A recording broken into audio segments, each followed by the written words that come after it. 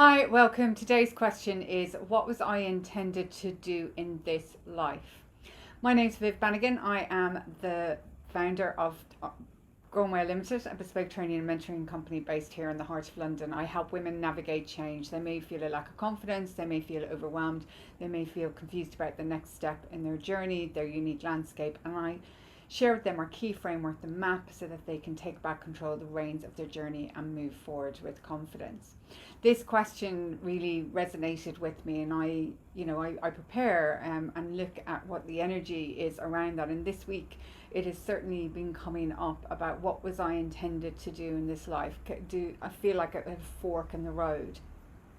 Do I go A? Do I go B? And that's the way we've been constructing our world. Our world is very much constructed in a competitive manner, very much about survival. We must survive, and there's certain rules that need to be adhered to be able to survive. So what ends up happening is a conflict between our thought processes and our heart processes, and it happens over time. That's why when we get to midlife, when we are finally at a point where we can kind of grow into ourselves, that we get to this point where, will I go down road A or will I go down road B, and what is the conflict, and how can I trust myself to be able to follow the path that is going to best serve me, or am I willing to step through the fear of what has gone before to open myself up to having the courage to follow the path that I know aligns my heart, my mind, my spirit, and brings me forward, knowing that the challenges that do arise, I will find a way to navigate them. And that takes courage, because that's about triumphing over fear, false evidence appearing real.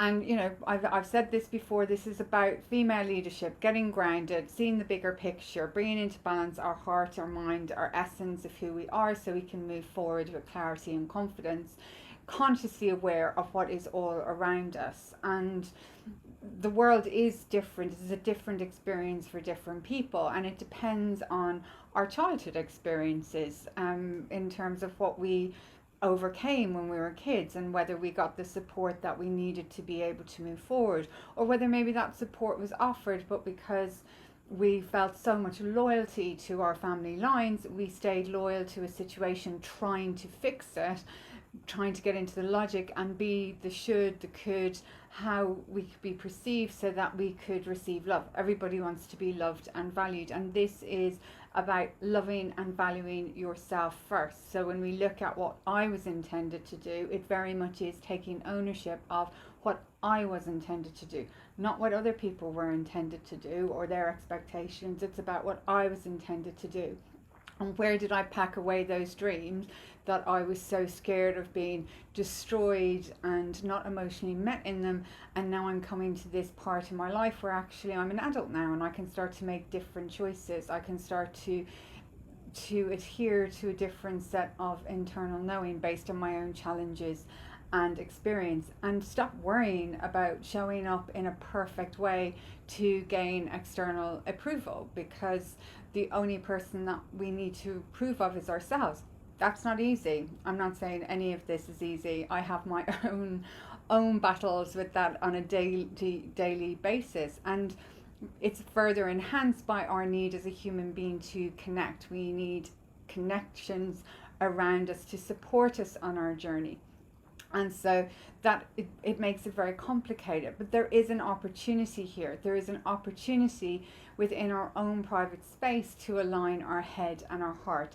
There is an opportunity to even just privately acknowledge to ourselves, what is it that I really want to do? What is my real skill set?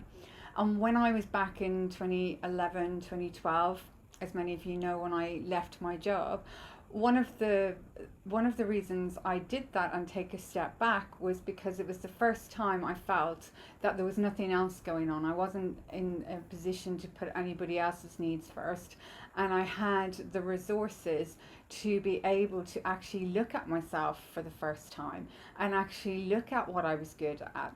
And I started to discover that the areas where people wanted me to go that I was running away from were that would be best supporting was because of things like out of loyalty to other people in my family, or I had been ashamed of the fact that I may not speak languages, or that I didn't have good grammar. And I had come up against challenges where people had questioned my ability to do certain jobs because my grammar wasn't good enough. But then I was operating in the dark because I didn't know that I had dyslexia. So I didn't know that actually my grammar was never going to be good enough.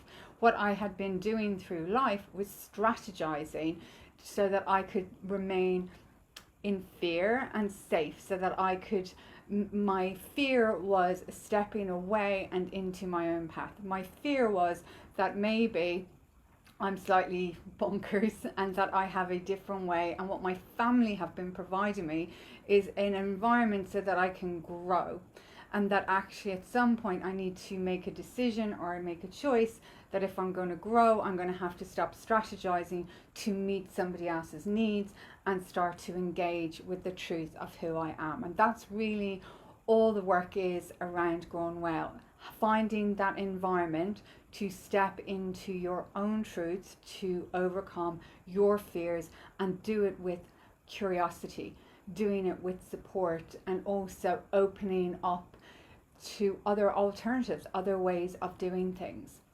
And so my invitation for you today is to ask, have you answered your deepest calling?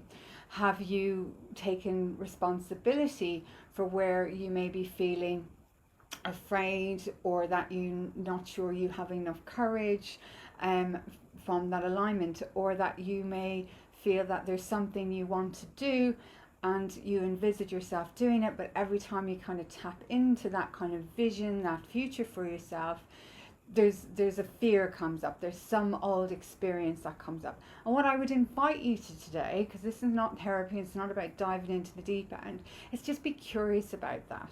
Even just bringing into awareness those dreams that you had, those quirks about what had happened, and just be curious about it. Because when we become curious about it, we start to take back our power, we start to empower ourselves from within, we start to see society as well different in terms of the construct, and we can start to kind of let go of the perfectionism. We just let it go and let go of the illusion of the fact that we need to be perfect, and instead embrace our imperfection. Embrace that because we have been intended for this life, we do have a unique gift and talent that we can be loyal to within ourselves. So think of all your fears as opportunities to expand. Think of this about putting on your big girl boots and starting to face them. And we don't have to engage with other people to face them. We can do that work internally first, because as we've been talking about mirrors over the last couple of calls, filming video things, we can see that those mirrors could be teaching us something. I definitely know that I've had a mirror keep coming back up for me in terms of relationships where I felt kind of stuck in the middle, and I kind of felt that I had projected one relationship onto the other, where now I've kind of realized, well, actually there's nothing to be fearful of. That relationship is showing me this relationship is showing me that, you know, there's another way of being, there's another way that you can be embraced and emotionally met and take responsibility. And that has allowed me to open up that conversation because really what it's mirroring back, is a conflict between my head and my heart. What it is I really want and what my head is really telling me based on experience I've had in the past, but now I'm questioning whether those experiences were true.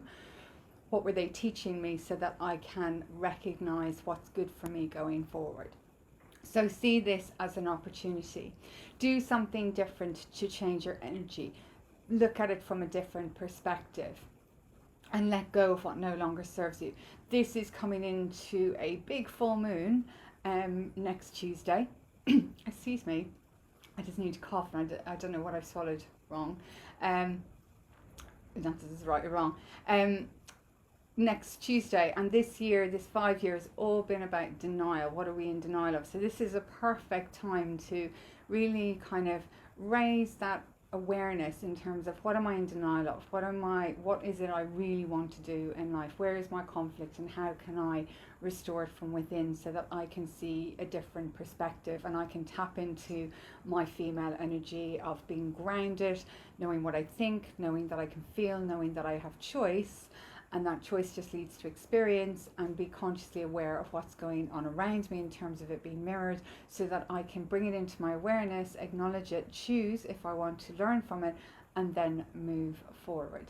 So that's where I'm going to leave you today. Remember, the first person one needs is oneself, mind, body and spirit.